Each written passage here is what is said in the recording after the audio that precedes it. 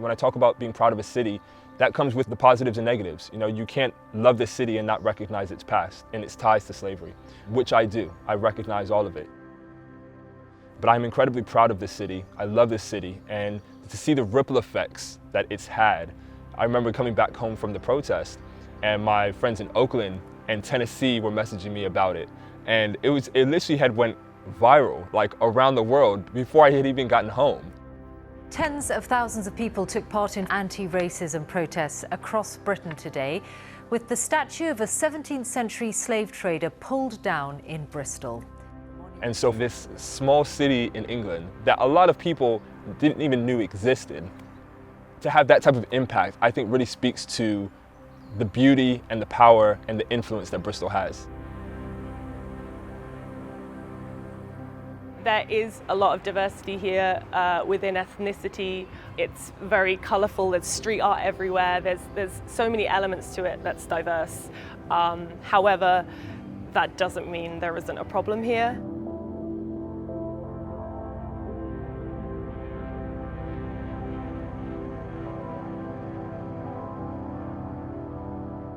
There were mixed reactions while we were painting.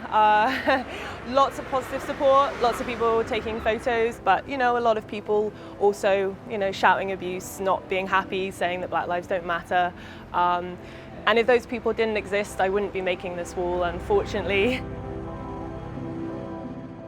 One of the first things that we had on here was I have to walk past a statue that celebrates slavery every day. You know, I have to walk past Colston Hall, and we took it off in the end, and then, you know, 2 days later it got ripped down, which is fantastic.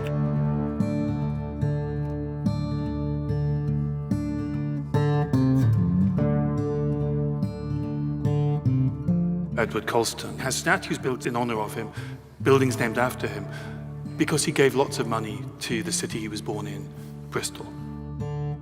I know people who are of West Indian heritage, who live in Bristol, who talk about the genuine emotions that they feel when they walk under the statue of the man who was the governor of the Royal African Company, the company that transported more of their ancestors into slavery than any company in British history.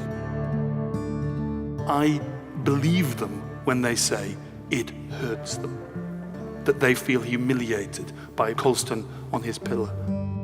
It made me angry. Do you know what I'm saying? It made me angry.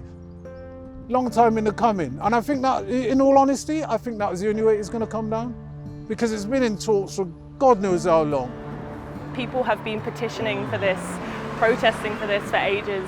I know a lot of people, I've heard a lot of essentially ignorant people say, you know, where's the line, and no one's perfect, and you know, he did a lot of good things too. Yes, he contributed money to the city. Adolf Hitler contributed money to Germany. Where are we going with this conversation? You know, bad people can do good things. It's the reality of the world we live in. It's the reality of being human. Germany is full of the wonderful and I think artistically very valuable statues of Arno Breker, Hitler's great sculptor. Nobody believes that those statues should be taken out of the storage facilities that they're in and put on public display. We wouldn't dream of it, because those statues are embodiment something which we understand is morally reprehensible. Yet we struggle to make the same connection with slavery.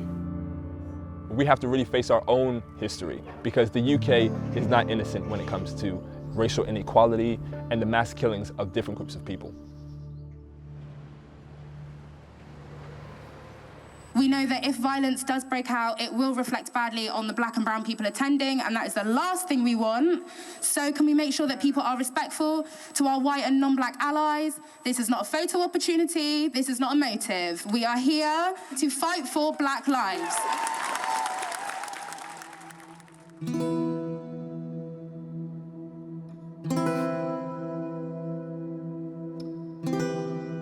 I didn't actually think that so many people would turn up. I thought that maybe there'd be about 200, 500. And then for the turnout to be over 10,000 on the day, it was shocking. It shows even during a pandemic, people do care, you know.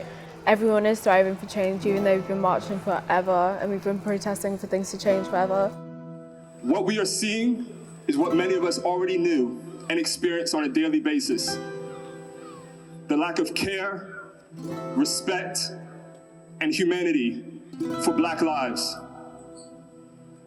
I hear us, I see us, and I feel us. It's about time.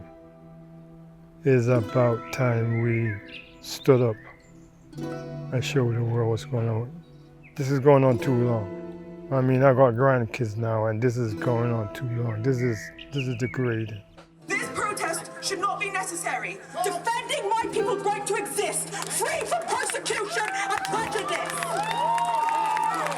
Black lives matter!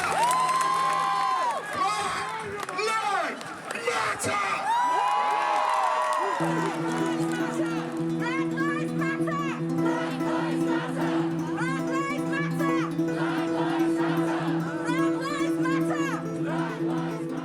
I saw the notification from BBC News come off my phone saying Edward Colston's statue had been taken down, and I just remember seeing everyone in the crowd kind of start to pick up like what was going on. The statue says he's a wise and virtuous son. He's not wise, he's not virtuous, he's a killer. He's responsible, we estimate, for the deaths of around 30,000 people who died in slave raids, died in the holds of slave ships. That's a lot of people, man. My God. Boy, that's a lot of pain.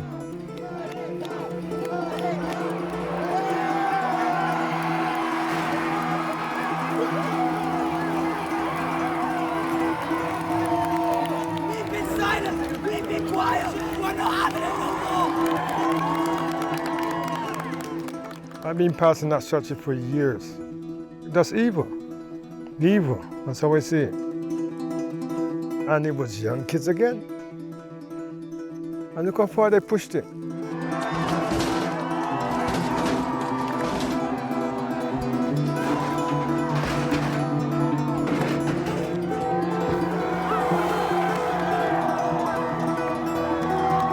Just a massive ripple effect that started in Bristol, so it was like, we are the centre of that now. But it just made me feel so proud in Bristol as a city. We really did make history that day as a community, as Bristolians.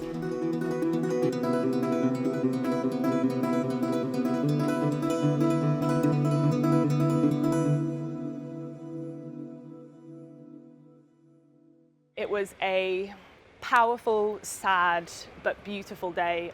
I felt lucky the whole time, which is ridiculous, but I felt lucky that I was able to spend the day protesting, and I was allowed to do that, and I wasn't beaten or murdered by the police, by other racist citizens. That went through my mind, particularly looking at America, what Black people are going through to try and fight for equality and for Black lives.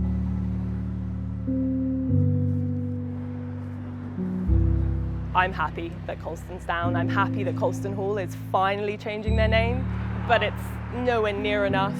It's the beginning. Hopefully people are aware of that. They see that this is just the start. A lot of people like to praise Winston Churchill, you know, and again, I'm not taking anything away from him, but another problematic figure. And I hear the argument and say we should be proud because if it wasn't for Winston Churchill, we would be speaking German right now. And I agree, we probably would be speaking German right now, but recognize that I'm speaking English right now, and that is not my native tongue. Racism is as much British as it is American.